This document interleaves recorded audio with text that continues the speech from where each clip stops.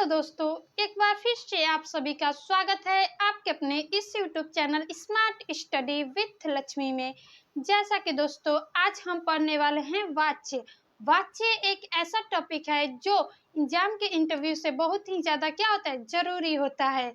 तो चलिए समय को बर्बाद न करते हुए हम इस टॉपिक को स्टार्ट करते हैं। सबसे पहले तो आप जान जाइए कि इसका परिभाषा क्या होता है या फिर डिफिनीशन क्या होता है। तो जिस वाक्य में कर्ता, कर्म और क्रिया की प्रधानता देखी जाए उसे क्या कहते हैं, वाच्य कहते हैं। मतलब आपको जिस वाक्य में कर्ता दिख जाए, कर्म दिख जाए या फिर क्रिया दिख जाए, यानी कि इन सभी की प्रधानता देखी जाए तो वह क्या है, क्रिया है। ठीक है ना, सॉरी वाच्य है।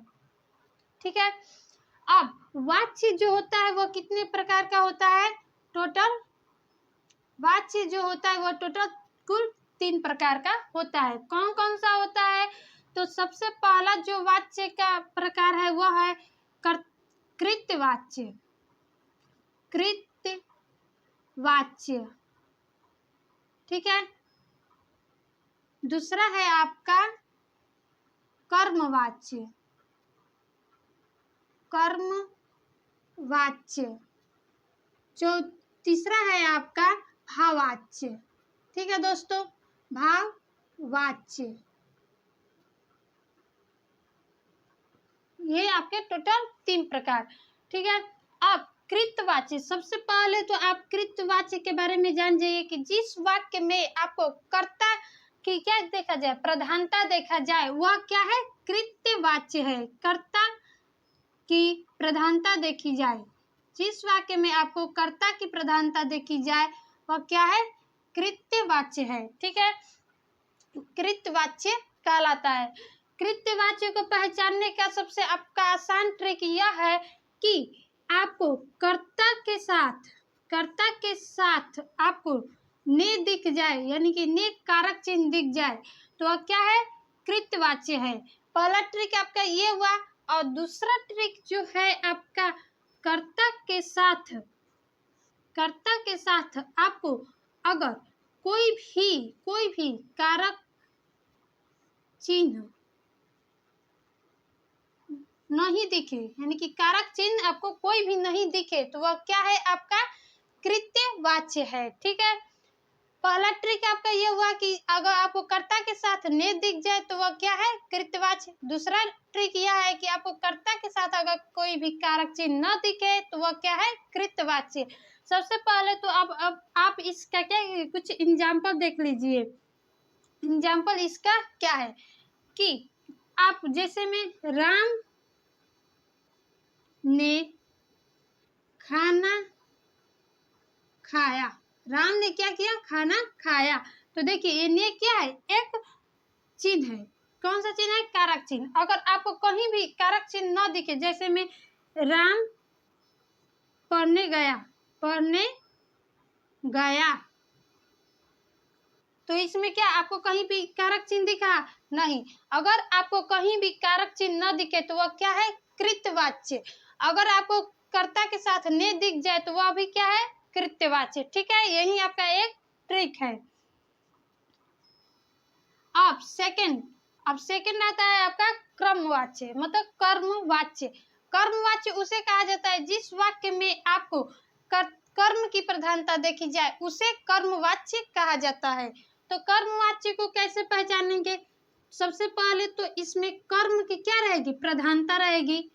सबसे पहले इसमें कर्म की प्रधानता रहेगी। और दूसरा ट्रिक आपका यह है कि आपको अगर कर्ता के साथ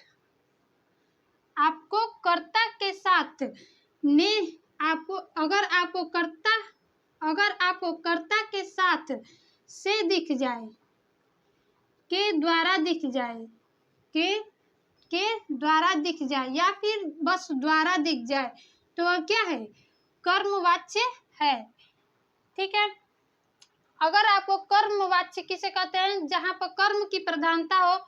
और इसका ट्रिक क्या है, तो आपको कर्ता के साथ ने दिख जाए, नहीं सॉरी से दिख जाए, के द्वारा दिख जाए या फिर द्वारा दिख जाए तो क्या है, कर्मवाच्य है। ठीक है, अब इसका कुछ एग्जाम्पल देखें तो राम के द्वारा किताब लिखवाया गया।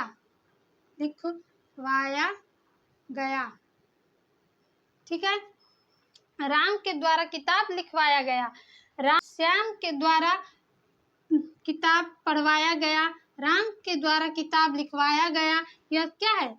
एक कर्मवाच्य का उदाहरण है, यानी कि आपको कर्ता के साथ के द्वारा दिख जाए तो वह कौन सा वाच्य है? कर्म वाच्य है। ठीक है दोस्तों, अब आता है आपका भाववाच्य। भाववाच्य जो होता है ना, वह बहुत ही ज्यादा जरूरी होता है, यानी कि आपको कॉम्पिटिटिव एग्जाम में इन दोनों से ज्यादा प्रश्न न बनकर इससे क्या होता है, ज्यादा प्रश्न बनता है। तो चलिए हम अब भाववाच्य के बारे में पढ़ते हैं। भाववाच्य, अब भाववाच्य कहते किसे? भाववाच्य जहां पर भी भाव की क्या हो, प्रधानता हो, जहां कहीं भी आपको भाव की प्रधानता दिख जाए वह भाववाच्य है। ठीक है, अब भाववाच्य को पहचानने का ट्रिक क्या है? तो आपको कर्ता के साथ से दिख जाए और से के साथ कहीं पर भी नहीं दिख जाए, यानी कि से के साथ आपको कहीं पर भी अगर नहीं दिख जाए, नहीं, तो क्या है? भाववाच्य है। यानी कि से तो कर्मवाच्य में भी रहेगा और भाववाच्य में भी रहेगा, लेकिन कर्मवाच्य में बस से रहेगा और भाववाच्य में ना से के साथ नहीं रहेगा, यानी कि कोई भी नकारात्मक वर्ड हो से के बाद तो वह क्या है? भाववाच्य है। ठीक है, अब अगर आपसे पूछ दे कि भाववाच्य में किस चीज की प्रधानता नहीं होती है, तो भाववाच्य में जो होता है वह कर्ता प्लस कर्म की क्या होती है? प्रधानता नहीं होती है। कर्ता और कर्म की प्रधानता नहीं होती है इस वाच्य में। अब अगर पूछ दे कि आपको भाववाच्य में किस क्रिया का प्रयोग किया जाता है, तो भाववाच्य में जो होता है ना, वह अकर्मक क्रिया, अकर्मक क्रिया का प्रयोग किया जाता है। यानी कि आपको एग्जाम पूछ दे कि भाववाच्य में कौन सी क्रिया का किया जाता है, पहला नंबर दे देगा कि सकर्मक क्रिया, दूसरा नंबर दे देगा अकर्मक क्रिया और तीसरा नंबर दे देगा दोनों। तो आप बताइएगा कि या फिर टिक लगाइएगा कि अकर्मक क्रिया का इसमें प्रयोग किया जाता है। और दूसरा आपसे क्वेश्चन यह भी पूछता है कि भाववाच्य में किस वचन का प्रयोग किया जाता है, तो आप बताइएगा इसमें एक वचन का प्रयोग किया जाता है। इसमें एक वचन का प्रयोग किया जाता है। और अगर आपसे पूछ दे कि भाववाच्य में कौन से पुरुष की प्रधानता होती है, तो आप बताइएगा इसमें अन्य पुरुष की क्या होती है? प्रधानता होती है, यानी कि अन्य पुरुष का इसमें क्या किया जाता है? प्रयोग किया जाता है। ठीक है दोस्तों, तो अब आइए कि हम अब इसको बदला कैसे जाता है? बदलना, यानी कि कर्ता को कर्म में कैसे बदला जाएगा और कर्ता को भाव में कैसे बदला जाएगा। तो अब हम आपको ये बताएंगे। अगर आपको कर्ता प्लस ने दिख जाए, कर्ता प्लस ने या फिर कोई ना हो, तो कर्म में बदलते समय आपको कर्ता के साथ से के द्वारा या फिर द्वारा जोड़ देंगे तो क्या होगा? कर्म में बदल जाएगा।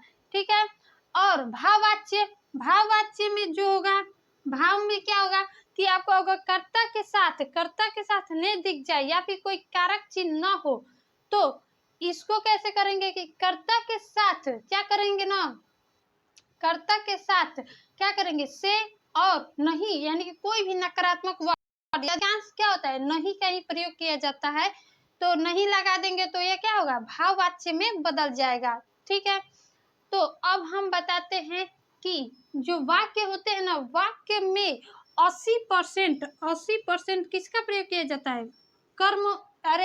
कृतवाच्य का।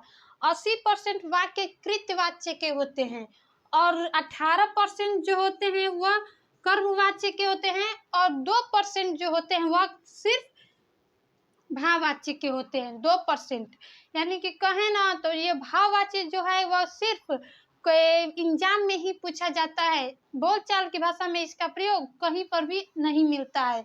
भाववाच्य जो होता है वह किसमें इसका प्रयोग किया जाता है, एग्जाम में। ऐसे बोलचाल की भाषा में ना इसका कहीं पर भी क्या किया जाता है, प्रयोग नहीं किया जाता है। हम इसको बदलना कैसे है, बदलने के आपका नियम तो बता दिए हैं कि कैसे बदला जाता है। तो अब चलिए हम इसको कैसे बदला जाए, यानी कि कैसे इसका एग्जाम्पल दिखेगा, कैसे नहीं दिखेगा।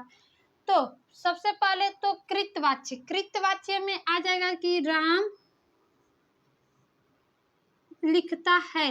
जैसे में राम लिखता है, क्या राम क्या कर रहा है, लिखता है। तो इसी को कर्म में बदलना है। किस में बदलना है, कर्म में। कर्मवाच्य में बदलना है। तो कर्मवाच्य में कैसे बदला जाएगा, तो आपको हम बताएं कि अगर कहीं पर भी आपको कर्ता दिख जाए, कर्ता के साथ अगर कारक चिन्ह हो या ना हो रहेगा तो ने रहेगा, और नहीं रहेगा तो कुछ भी कारक चिन्ह नहीं रहेगा। अगर कारक चिन्ह नहीं रहेगा तो उस टाइम क्या करिएगा, आप यह समझ जाइएगा कि यह कृतवाच्य है। अब कर्मवाच्य को कैसे बदलेंगे, कर्मवाच्य में इसको कैसे बदलेंगे, तो ये राम है तो राम ही रहेगा। अब राम के बाद क्या बताएं, कर्ता के साथ आपको से दिख जाए, राम से दिख जाए, या फिर के द्वारा, यानी कि राम के द्वारा लिखवाया जाता है। राम के द्वारा लिखवाया जाता है। राम के द्वारा क्या किया जाए, लिखवाया जा रहा है। ठीक है, जैसे में आ जाएगा अब कि सीता पढ़ती है, यह क्या है, सीता पढ़ती है, यह क्या है, सीता पढ़ती है, यह क्या है, एक कृतवाच्य है। तो इसको कर्मवाच्य में कैसे बदलेंगे, तो सीता के द्वारा पढ़वाया जाता है। सीता के द्वारा क्या किया जाता है, पढ़वाया जाता है। यह आपको ऐसे कर्मवाच्य में बदलना है। अब आइए बताते हैं कि भाववाच्य में इसको कैसे बदला जाता है। भाववाच्य, अब इसको क्या बताते हैं कि हम भाववाच्य में कैसे बदला जाता है। देखिए, आपको कृतवाच्य से किस में दे देगा, या फिर भाववाच्य में दे देगा, या फिर कृतवाच्य से कह देगा कि आप कर्मवाच्य में बदलिए। तो आप कृतवाच्य में दिया था कि राम लिखता है, तो अब इसको भाववाच्य में कैसे बदलेंगे, तो राम से नहीं लिखा जाता, राम से नहीं लिखा जाता, यह क्या है, एक भाववाच्य है। और सीता पढ़ती है, तो इसका जो बदलेंगे हम वह होगा सीता से पढ़ा नहीं जाता, पढ़ा नहीं जाता। सीता से क्या हो रहा है, पढ़ा नहीं जाता, यह क्या है, एक भाववाच्य है। ठीक है दोस्तों, अब आप समझ गए होंगे कि इसको कैसे बदलना है। सबसे पहले कि कृतवाच्य में आप देखिएगा कि कहीं पर अगर आपको कर्ता के साथ ने दिख जाए या फिर कोई भी कारक चिन्ह न दिखे तो वह क्या है, कृतवाच्य। अगर कर्मवाच्य आपको अगर कर्ता के साथ कोई भी, जैसे में से या के द्वारा या फिर सिर्फ द्वारा दिख जाए तो वह क्या है, कर्मवाच्य है। और भाववाच्य किसे कहा जाता था, अगर आपको कर्ता के साथ कोई भी नकारात्मक वर्ड दिख जाए और से दिख जाए तो वह क्या है, भाववाच्य है। अगर आप सभी को यह वीडियो पसंद आए तो वीडियो को लाइक, शेयर, कमेंट और चैनल पर नए हैं तो चैनल को सब्सक्राइब करना बिल्कुल ही ना भूलें। धन्यवाद।